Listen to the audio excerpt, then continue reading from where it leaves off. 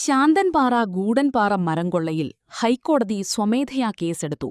മാധ്യമവാർത്തകളുടെ അടിസ്ഥാനത്തിലാണ് case. Idukki live വാർത്തകൾ നിങ്ങൾക്കായി അവതരിപ്പിക്കുന്നത് frame the complete photoshop, central junction, Kattappana. Tamil Nadu സ്വദേശികൾക്ക് 300 ഏക്കർ പാട്ടത്തിന് കൊടുത്തത് വ്യവസ്ഥകൾ ലംഘിച്ചെന്നും സ്റ്റാമ്പ് ഡ്യൂട്ടിയിലടക്കം തട്ടിപ്പ് നടത്തിയെന്നും വനം വകുപ്പിന്റെ റിപ്പോർട്ട്. അന്വേഷണം ആവശ്യപ്പെട്ട് വനം വകുപ്പ് ദേവികുളം സബ് കളക്ടർക്ക് റിപ്പോർട്ട് നൽകി. ശാന്തൻപാറയ്ക്ക് സമീപം ഗൂഡൻപാറ എസ്റ്റേറ്റിൽ CHR മേഖലയിലാണ് വൻ മരംകൊള്ള നടന്നത്. വനം വകുപ്പ് ദേവികുളം റേഞ്ചിന് കീഴിലുള്ള പാൻമുടി സെക്ഷന്റെ പരിധിയിലുള്ള സ്ഥലത്താണ് ഏലം കൃഷിയുടെ മറവിൽ വൻതോതിൽ മരങ്ങൾ വെട്ടിയത്.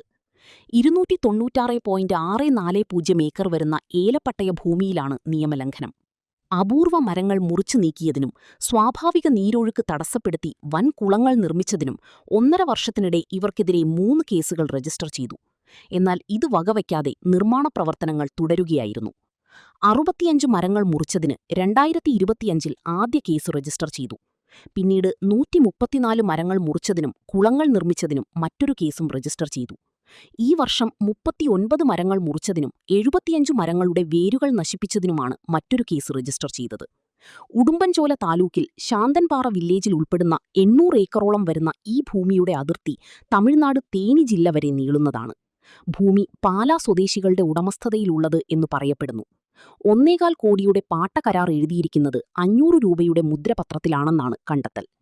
നിയമലംഘനം നടത്തിയ തമിഴ്നാട് സ്വദേശികളെ കണ്ടെത്താൻ വനം വകുപ്പ് ശ്രമം ആരംഭിച്ചു. Idukki live news, Nedumkandam. Idukki live വാർത്തകൾ നിങ്ങൾക്കായി അവതരിപ്പിക്കുന്നത് frame the complete photoshop, central junction, Kattappana. രൂപങ്ങൾ, രൂപക്കൂടുകൾ, ഹൈ ക്വാളിറ്റി LED ഫോട്ടോസ് വാറന്റിയോടുകൂടി. തടി ഫ്രെയിം ഫോട്ടോകൾ, ഫോട്ടോ ഫ്രെയിമിംഗ്, ക്യാൻഡിൽ സ്റ്റാൻഡുകൾ, വാഹനങ്ങളിൽ വയ്ക്കുന്ന കാർ സ്റ്റാച്യൂസ് തുടങ്ങിയവ യഥേഷ്ടം തിരഞ്ഞെടുക്കാം.